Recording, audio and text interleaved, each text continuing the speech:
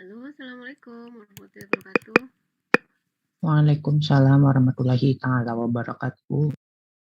Ya, oke, selamat pagi semuanya. Semoga tetap sehat semuanya ya.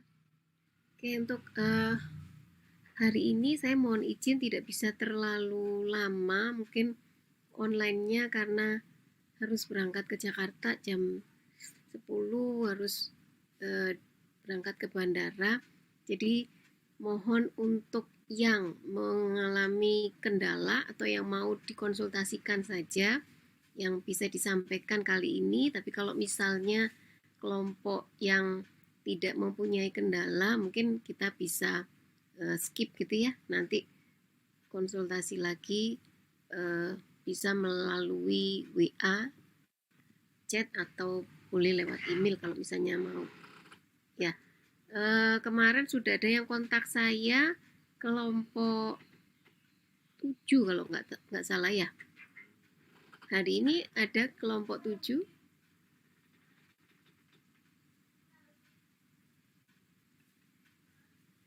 Halo, ada kelompok 7.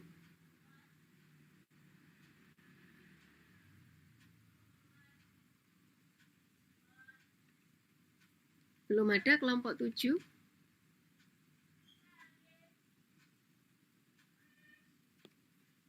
Tidak ada kelompok 7 yang kemarin konsultasi ingin bertanya sesuatu. Ini mumpung sedang online, saya lupa kelompok 7 atau kelompok berapa. Atau kelompok yang lainnya aja deh. Kemarin siapa ya namanya, lupa saya. Permisi, Bu Zul. Oh ya, silakan. Iya, saya Mafulisa dari kelompok 10, Bu. Izin konsultasi. Kemarin itu kami kan topiknya itu identifikasi parasit cacing pada usus ayam broiler ya, Bu. Namun setelah kami melakukan kegiatan di lab, pada 2 kilo usus ayam broiler yang kami amati itu tidak ditemukan satu cacing parasit itu, Bu. Kemudian untuk solusinya itu kami melakukan pergantian topik menjadi identifikasi parasit di pohon mangga jurusan biologi UB di sekitar situ. Kemudian untuk minggu kemarin juga sudah melakukan pengamatan, Bu, pada beberapa hewan kecil yang diduga parasit pada pohon mangga dengan metode visual encounter. Selain itu saat ini sedang melakukan identifikasi dengan menggunakan buku milik Litbang Pertanian mengenai hama pada tanaman mangga dan juga masih melakukan perubahan proposal, Bu. Oke, setelah dapat itu parasitnya sudah diidentifikasi belum? Ada yang sudah diidentifikasi, ada yang belum menemukan, Bu. Spesies apa seperti itu. Yang sudah diidentifikasi dia masuk kelompok apa? Kelompok sejenis parasit, sejenis hama, atau justru malah musuh alami? Ada beberapa seperti spesies yang Thrips sp itu masuk hama, Bu. Oke. Dia berarti di situ hama herbivore ya? Iya, Bu, benar. Oke. Ya, oke. Jadi nanti tinggal merevisi proposalnya saja, menyesuaikan itu ya. Menyesuaikan apa yang sudah dikerjakan. Jadi nanti ketika presentasi itu apa yang direncanakan itu sesuai dengan yang dilakukan. Karena kalau proposalnya yang lama kan tidak sesuai dengan apa yang direncanakan. Baik, Bu. Ya, oke. Yang lainnya siapa? Kelompok mana? Barangkali ada yang mau ditanyakan. Permisi, Bu. Saya Tanzania dari kelompok 7. Izin bertanya, maaf tadi sempat klip soalnya sinyalnya sedikit ada kendala, Bu. Ya, oke, silakan. Untuk kelompok 7 itu kan topiknya mengamati ektoparasit pada ikan bandeng. Nah, kemarin kelompok kami itu sudah melakukan pengamatan sampai 5 ikan. Dan beberapanya itu ada hasil pengamatannya itu ditemukan seperti kayak parasit. Tapi sangat kecil, terus sulit diidentifikasi karena dia itu transparan dan bergerak-gerak gitu, Ibu. Jadinya susah untuk identifikasi jenisnya. Itu Kemarin sebaiknya gimana ya, Bu? spesimennya masih disimpan atau bagaimana? Kalau spesimennya itu sudah nggak ada, Ibu. Terus kalau Soalnya keburu busuk. Gimana, Ibu? spesimennya itu sudah difoto atau sudah di video yang kemarin belum sempat diidentifikasi itu? Oh iya, Ibu. Kemarin sempat difoto dan di video. Mm-mm. Kalau misalnya protozoa yang ada di perairan memang rata-rata itu transparan, ya. Kalau seperti kalian lihat Vorticella, kemudian protozoa yang lain, amoeba gitu kayak gitu-gitu kan semuanya transparan.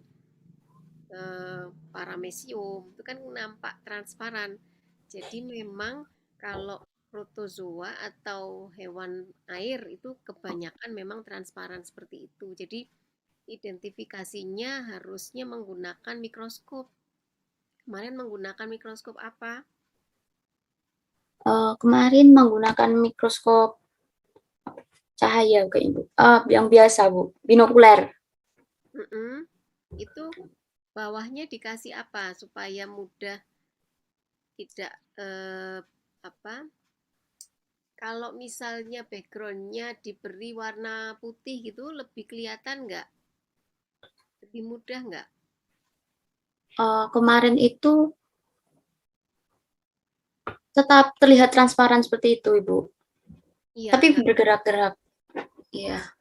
iya. Ini videonya masih ada ya? Iya, ada, Ibu. Sudah coba dicari kira-kira spesiesnya itu apa? Em, Masih belum, Ibu, karena ragu ini apakah parasit atau seperti tadi paramecium atau apa begitu, Bu. Eh, Kalian sekarang belajar tentang parasitologi ya. Iya, Ibu. Parasit, parasit itu bukan nama hewan, ya. Parasit itu bukan nama hewan. Parasit itu adalah sifatnya, ya. Sifatnya, sifatnya dia sebagai parasit. Dia tidak bisa hidup sendirian kalau tidak ada inangnya. Itu namanya parasit. Jadi parasit itu bukan nama hewan. Kalau protozoa itu adalah taksa, ya, taksa hewan. Jadi dia dimasukkan kategori protozoa karena memiliki ciri-ciri seperti protozoa, hewan. Hewan yang pertama kali ada protozoa. Tapi kalau parasit itu bukan nama hewan. Jadi kalau Tanzania tadi menyebutkan itu seperti parasit atau protozoa, itu keliru. Ya, kita tahu dia parasit ketika kita tahu jenisnya dan sifatnya. Ya, kita tahu spesiesnya, belum tentu kita tahu dia parasit atau tidak karena dia sifat dari orang itu. Jadi seperti eh, yang paling mudah manusia saja. Ada yang sifatnya sebagai parasit karena dia tidak bisa mencari makan sendiri. Dia hidupnya numpang di keluarganya, dia hidupnya numpang di temannya, minta uang, minta dibelikan makan. Itu namanya dia bersifat seperti parasit. Tapi jenisnya adalah manusia. Nah, yang di sini tadi ditemukan oleh Tanzania adalah jenis protozoa. Apakah protozoa ini mempunyai sifat sebagai parasit? Nah, itu yang perlu dicari di teorinya. Harus diidentifikasi terlebih dahulu jenis protozoanya, protozoa apa. Kalau sudah ketahuan jenis spesiesnya, maka kita baru bisa menyampaikan apakah dia masuk parasit ataukah bukan. Karena kalau kita belum tahu jenis hewannya, maka kita tidak bisa mengklaim dia parasit atau bukan. Ya, karena parasit itu sifatnya dia tidak bisa hidup jika tidak ada inang. Makanya tadi kalau ada yang mengubah topiknya menjadi visual encounter, harus diidentifikasi jenis spesimen yang ditemukan itu masuk kategori apa. Bisa jadi dia sebagai predator, bukan parasit. Ya, artinya dia hidupnya adalah mencari mangsa. Kalau mangsanya dapat, sudah dia makan. Tapi dia tidak tinggal di dalam tubuh mangsanya itu. Beda dengan parasit. Kalau parasit dia bisa ektoparasit, dia nempel pada bagian luar tubuh inangnya. Atau dia bersifat endoparasit, dia ada di dalam tubuh inangnya. Dia akan ikut terus kemana-mana. Ada yang parasit obligat, ada yang parasit fakultatif. Itu sifatnya. Ya. Jadi semuanya, semua kelompok harus diidentifikasi jenisnya hewan yang ditemukan, baru kita bisa menyampaikan, oh ini loh parasit karena dia hidupnya memerlukan nutrisi dari inang. Entah nutrisi itu didapatkan ketika dia masih dalam kondisi immature atau ketika sudah mature, sudah dewasa, dia butuh nutrisi itu dari inangnya. Nah, ini yang perlu dicari. Ini inti dari pelajaran parasitologinya.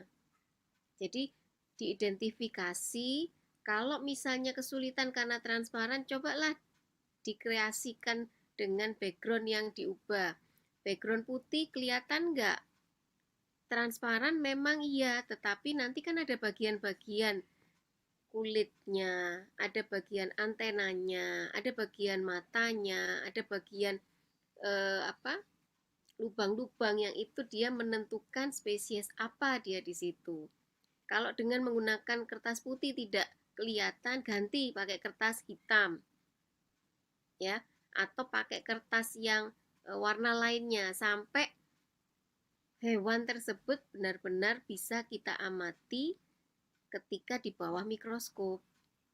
Kalau tidak di bawah mikroskop akan kesulitan.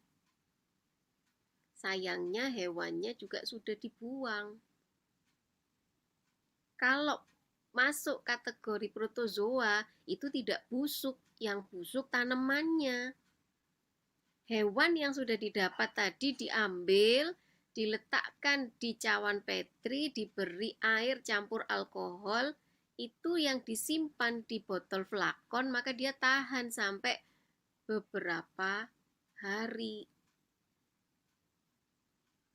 Karena mengawetkannya dengan menggunakan alkohol itu bisa tahan sampai lama. Ya. Kalau tidak ingin rusak, tidak perlu dipakai formalin. Tapi kalau pakai formalin, maka dia menjadi lebih panjang.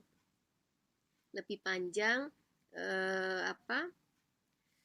kondisinya masih tidak busuk dengan formalin, tetapi kadang-kadang bagian tubuh ada yang rusak. Tapi kalau dengan alkohol, lebih tahan lama. Paling tidak dalam kurun waktu sebulan itu masih bisa diamati. Tidak busuk, ya. Tadi Tanzania kan menyampaikan, nanti takut hewannya busuk. Hewannya nggak busuk kalau kita menyimpannya betul. Yang busuk adalah tanamannya. Jadi kalau sudah dapat tadi spesiesnya, itu yang diawetkan spesies hewannya, bukan tanamannya.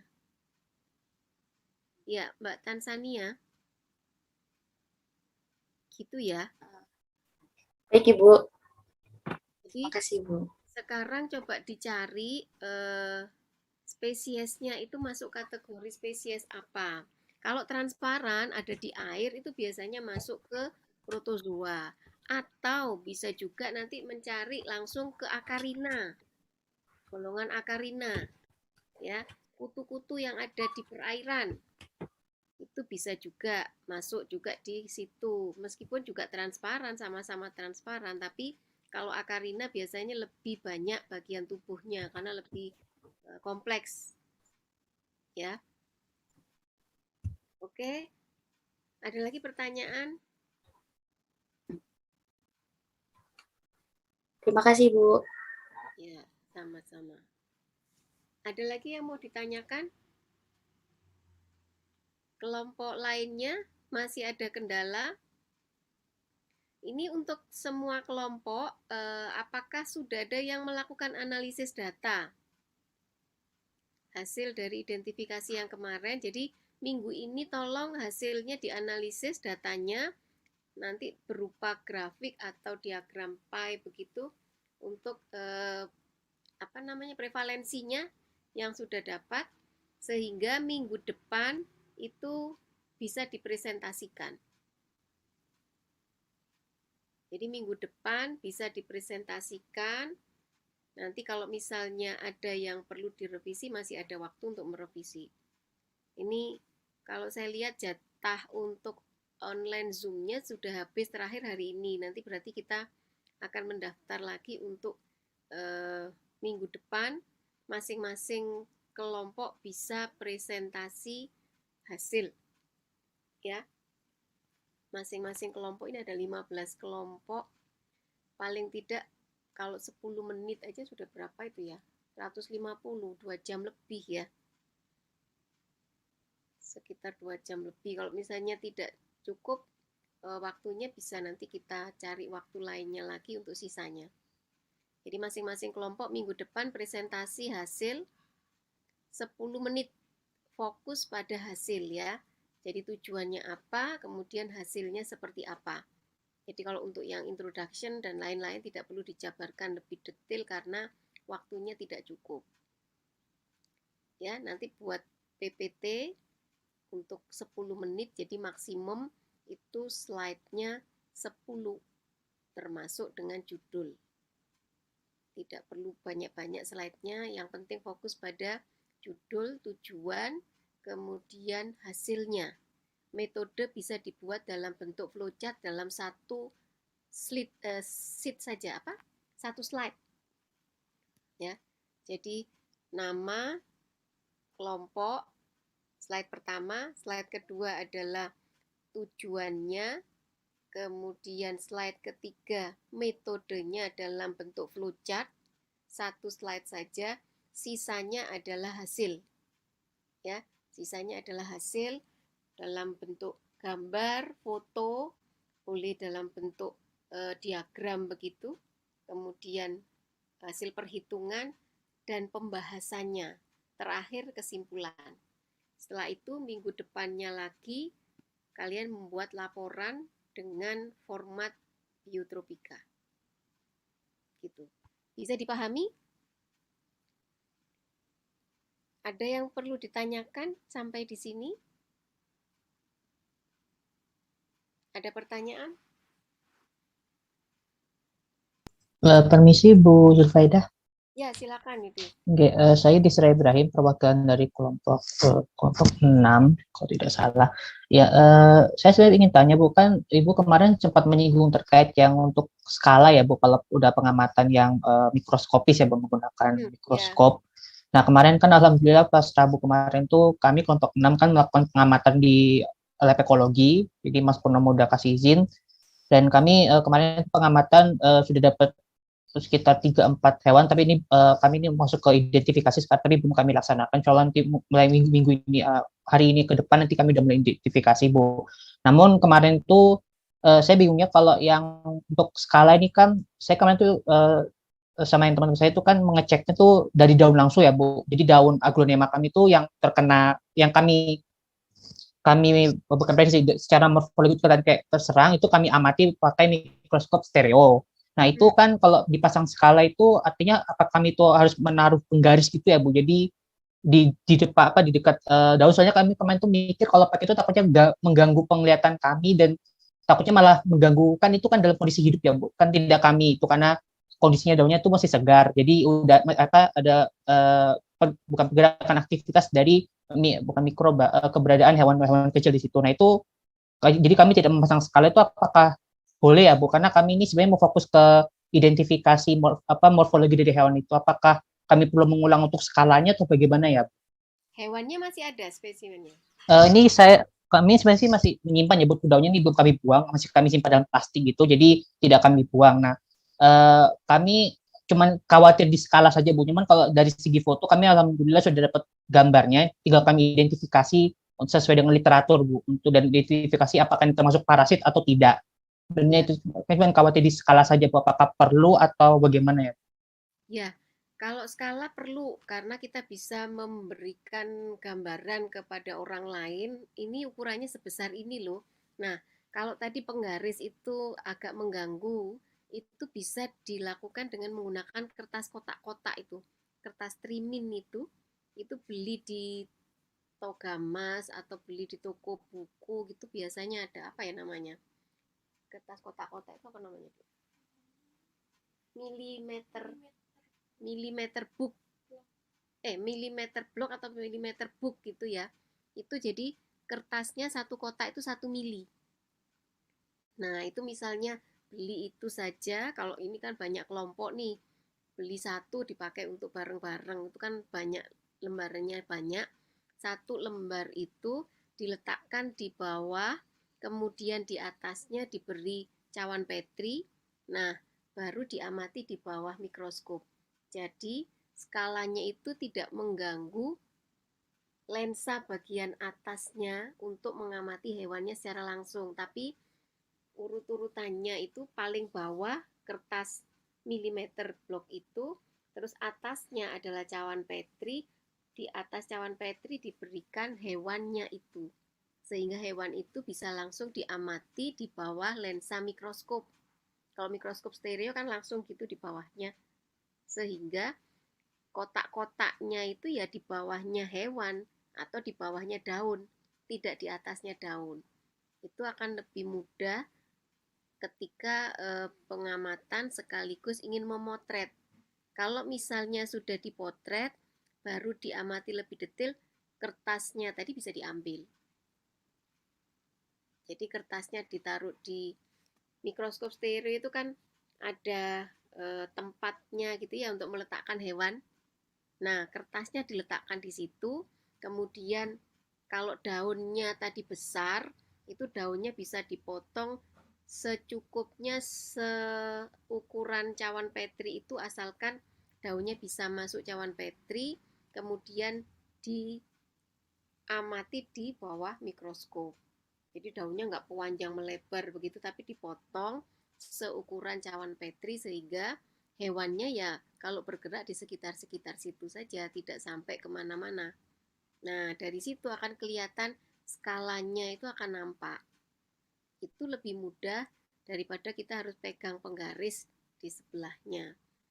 Kalau memungkinkan, hewannya diambil dengan kuas, kuasnya dibasahi, kemudian hewannya dipegang, disentuh gitu, dipindahkan ke mikroskop, di bawah mikroskop itu tempat spesimennya itu. Nah, itu di sebelahnya boleh juga diberi kertas yang miliblok tadi itu. Itu beberapa cara untuk memotret hewan dengan mikroskop stereo ya. Kalau mikroskop yang binokuler mungkin bisa juga dengan menggunakan okulernya secara langsung atau dengan cara seperti itu tadi juga bisa. Bisa dibayangkan Mas Yudis? Enggak Bu, bisa Bu. Tapi ini Bu, kalau misalkan ini kan saya cuma khawatir karena minggu depan sudah masuk ke penyajian hasil ya Bu. Nah, dan kemarin saya sempat tanya Mas Purnomo untuk penggunaan kembali itu kan tidak bisa karena ini kan masuk WFH sekarang kan dari apa. Nah, itu khawatirnya Bu kami tidak bisa melakukan pengamatan kembali. Nah, itu apakah jadi kayaknya untuk jalur keluarnya itu kami tidak menggunakan skala skala untuk unit mungkin mikrometer, apakah kami kalau misalkan menggunakan cuman menyebutkan pada perbesaran berapa itu apakah bisa ya Bu? Soalnya kan kami mau coba lagi pengamatan takutnya tidak diperbolehkan bukan jurusan, takutnya karena WFH ini tidak dibuka Bu labnya. Saya khawatir situ tuh bagaimana ya Bu? Enggak, justru karena ini WFH itu yang online perkuliahan saja, yang praktikum kalau dilihat itu lab mikro penuh itu. Lab mikro penuh. Jadi yang Oke Bu, kalau mikro buka, mohon maaf Ibu potong, lab mikro buka, cuma saya kemarin diskusi ke Mas Purnomo itu ternyata ditutup dan kemungkinan dibuka lagi itu 2 minggu Bu. Saya kemarin sempat chat sama Mas Purnomo. Kayak gitu, cuma harusnya. Kalau lab malah justru untuk praktikum dibuka harusnya. Coba nanti saya tanyakan ke Bu Catur ya. Karena surat edarannya praktikum diperkenankan offline. Kalau kuliah diminta untuk online. Jadi enggak masalah justru harusnya ya. Nanti ini kelompok kami juga tetap diskusikan ke Mas Purnomo lagi ya Bu, terkait itunya apakah boleh atau Surat baik Bu. edarannya praktikum justru boleh malah. Justru boleh. Yang tidak boleh kuliah. Kuliah diwajibkan online. Nah, nanti kalau seandainya memang kesulitan, diperkirakan aja ukurannya dengan menggunakan penggaris itu, terus digambar, kalau fotonya sudah ada, buat garis kecil begitu ya, terus itu kira-kira ukuran garis itu seberapa mili. Jadi kita bisa membayangkan hewannya. Jadi misalnya ini hewannya ya, nggak kelihatan ya gambar tangan, nggak kelihatan. Jadi misalnya ada hewan begitu, ukurannya katakanlah 10 mili begitu ya. Terus kalian buat garis strip, satu garis gitu, strip ya, di atas hewan, foto hewan itu strip, itu perkirakan ukurannya itu adalah 1 mili dari ukuran hewan itu. Jadi kalau hewannya 10 mili, maka diperkirakan 1/10-nya kalian buat garis thread gitu ya, kasih tulisan 1 milimeter. Jadi kita bisa membayangkan, oh ukuran hewan itu 10 milimeter dari garis itu kalikan 10 gitu. Jadi foto yang sudah jadi, gambar hewannya itu, ini misalnya hewannya, atasnya dikasih garis thread. Nah, garis thread itu perkirakan ukurannya berapa. Kalau panjang spesimen ini realnya adalah 5 milimeter, maka buat garis dengan perkiraan ini garis adalah 1 milimeter. Sehingga kalau garis ini disusun menjadi 5, maka panjangnya menjadi 5 milimeter sebesar ukuran hewan itu realnya. Gitu. Itu kalau kesulitan masuk ke lab lagi seperti itu. Kalau lab Yudas ada yang masih bisa masuk nggak? Ke lab Yudas. Mohon maaf Bu, kalau saya kurang tahu informasinya karena saya tidak pakai laboratorium biologi. Ya, setahu saya masih ada yang masuk kok. Praktikum masih bisa jalan. Ya, oke, nanti bisa dikoordinasikan lagi dengan Mas Purnomo. Nanti saya coba tanya ke Bu Catur juga. Ya. Ya, baik Bu. Terima kasih Bu. Yang lainnya masih ada kendala? Ini sudah jam 10 ya. Oke, kalau sudah tidak ada lagi, saya mohon maaf tidak bisa sampai batas akhir jam perkuliahan. Ini nanti kalau misalnya masih ada yang ditanyakan bisa lewat WA, ditanyakan langsung. Saya mohon hari ini bisa dilanjutkan identifikasinya, kemudian minggu depan sudah harus dipresentasikan. Jadi kalau hari ini identifikasi selesai, prevalensinya bisa dihitung sehingga minggu depan sudah bisa dipresentasikan semua kelompok. Ya, bisa dipahami ya. Minggu depan presentasi hasil, masing-masing punya kesempatan 10 menit. Nanti kalau misalnya kurang, kita tambah lagi waktunya. Ya, oke, kalau sudah tidak ada lagi yang ditanyakan, saya akhiri kuliahnya hari ini. Mohon maaf kalau ada kesalahan. Wabillahi taufiq wal hidayah. Wassalamualaikum warahmatullahi wabarakatuh.